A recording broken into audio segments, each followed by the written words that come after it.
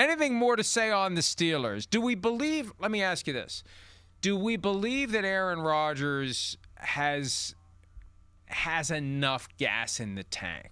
We saw him throwing the ball over the middle of the field last night, which we don't see very often. He did get that play to DK Metcalf.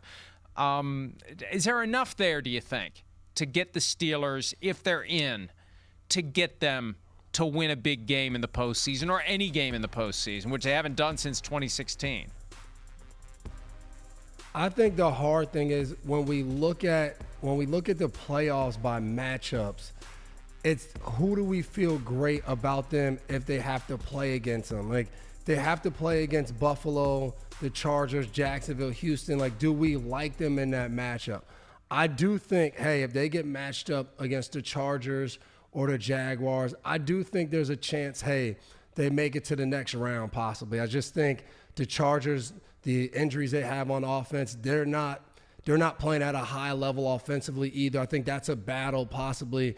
Jaguars, I think, are a better team. I think for the Jaguars, there's always this question of, hey, what do we get when we get in the playoffs? How do they kind of figure it out? So I think there's a chance of that. But I think after that, like, I look at the rest of the playoff picture, I wouldn't feel great about Pittsburgh and any of those other matchups other than maybe New England. I think New England showed that they're not exactly the team that they were on this whole win streak. They have some injuries. So I think possibly that. But when I look at Denver, I look at Buffalo, I look at Houston, I wouldn't pick Pittsburgh in those matchups. Now, again, you don't know what's going to happen once you get in the playoff game.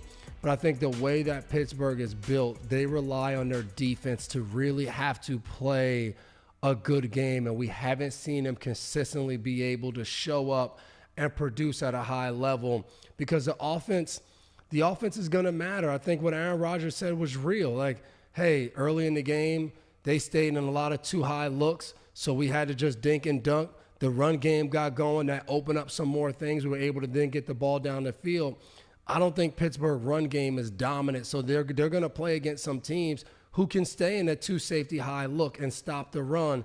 And if they do that, then what does Pittsburgh turn to? And I think that's the issue. They don't have – Aaron Rodgers isn't that guy that he was once before where he could just pick you apart and anything you played.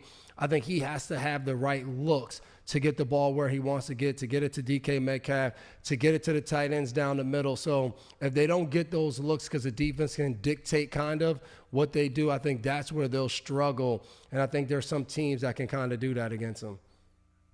The running game needs to be better than it's been. Jaylen Warren was superior, I thought, to Najee Harris from the standpoint of the burst that he had. But Warren hasn't had a huge year now that Harris is gone. Kenneth Gainwell has been a pleasant surprise. I remember watching the game that they played in Ireland against the Vikings. He looked like Franco Harris running against the Vikings in Super Bowl IX. And last night, I mean, they got Jonnu Smith running a sweep to the end zone, for crying out loud. Maybe they'll start using Jonnu Smith in the backfield. But I think they need a little more production from the running game to take a little of the pressure off the passing game, to open things up a little bit more. There's Jonnu Smith with the toss sweep for the last touchdown of the night. I was like, what the hell? 81. What's he doing? What is going on? But it's great. It's great. And maybe they just need to do stuff. You know, this is the time of year where maybe you break out some wrinkles that aren't on film, and it gets people on their heels, whether they did it on purpose or whether they just decided, you know what, we got to try something different. That's the kind of thing that can give you a little bit of an edge in a big game. Yeah, and going back to Tennessee with Arthur Smith and Jonnu, like, they were able to do that. That's something they did, and that's what got Jonnu Smith paid. He was in Tennessee. He was getting sweeps from the tight end position. He was going in the backfield. So maybe they do more of that and put him in the game. He's a big, strong, fast athlete, and that's always been a thing for him at tight end. If you can find different ways to get him the ball. So, and again, I always think about it from a defensive perspective. If you have all of these different things, if Jonnu Smith's in the game, he could be a running back, he could be a tight end, he could be out wide at receiver, it causes a little bit more confusion, more things the defense has to game plan for. And I think that's how you help Aaron Rodgers. Give him more things, give him more tools to help him be better, because again, we fall in love with who these guys were once in their careers, and Aaron Rodgers was the guy that no matter who was out there, he could make it happen.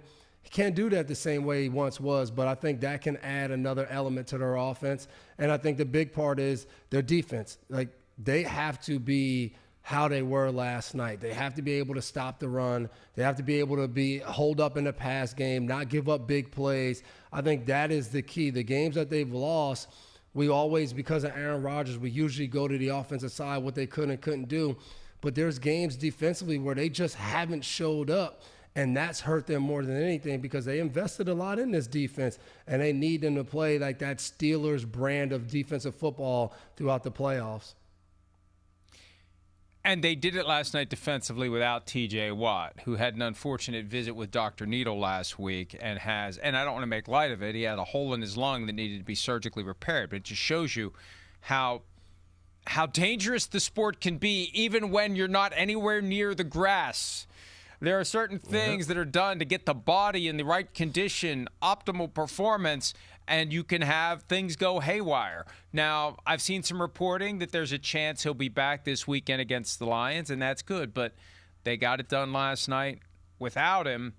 Think of how much better they'll be with him. And I don't know if you noticed this, but Cam Hayward had a sack, and he tried to do the T.J. Watt sack celebration.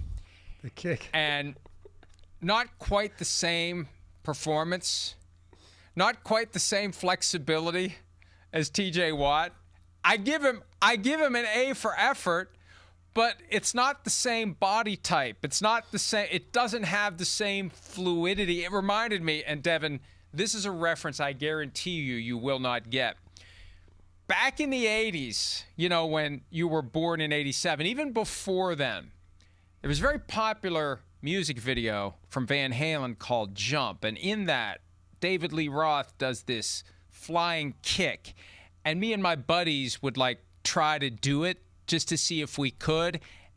And it kind of looked like Cam Hayward last night trying to do the TJ Watt kick. So it's funny that I would think of that. Maybe it's just dementia. I don't know. But TJ Watt's sack celebration, maybe he's the only one who should do it. But I do appreciate the fact that Cam Hayward tried. And maybe we'll see TJ Watt doing it this weekend against Jared Goff.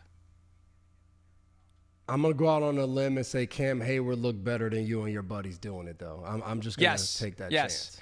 Well, the David Lee Roth flying kick was a lot more than the TJ Watt sack video. It's a lot more involved. We probably don't have the rights to show it if Gary would even know. Gary's about my age. He's not that much younger. He knows about Jump and David Lee Roth. But yeah, Cam Hayward, but I do appreciate it because it's a reminder they're out there without TJ Watt. And they had something traumatic happen last week. The fact that they were able to set that aside and get back to business was impressive because it was a what in the hell? What? He's in the hospital. He's got to have surgery. That's a big deal that you don't expect. When you're playing, you're running the risk of something happening that's going to require surgery. But could you imagine being in the facility and words getting around, hey, they took TJ to the hospital. What are you talking about? Yeah, he's got to have what? So it was good that they rallied the way they did, and I'm sure TJ was very happy to see that from wherever he was watching the game last night. Yeah, no doubt about it. And for Cam Hayward, I think they said second all-time in Pittsburgh history for sacks.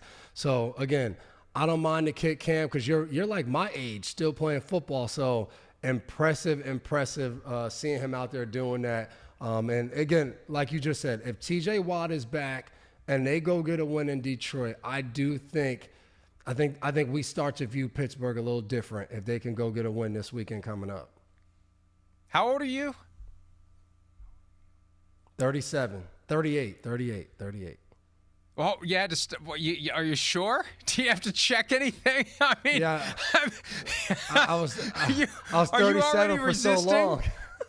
Yeah, you're already, for a year. That's how it works. Are you resisting? Are you going to just skip over a year or something? All right. Cam Hayward is 36. And, hey, I mean, Phillip Rivers is doing it. What would it take, man?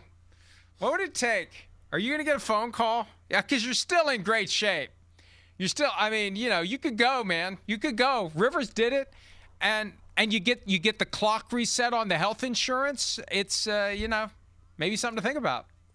Hey, New England, you get any injuries to the safety position, give me a call. I'll come. I'll run a 40. I'll do whatever Rivers did in that workout so you could trust me. I think I'd be dangerous in the red zone, though. 20 yards and in, I'll be dangerous. Hi, it's Mike Florio. Thanks for watching PFT on YouTube. Hit subscribe for the latest news and analysis from Pro Football Talk.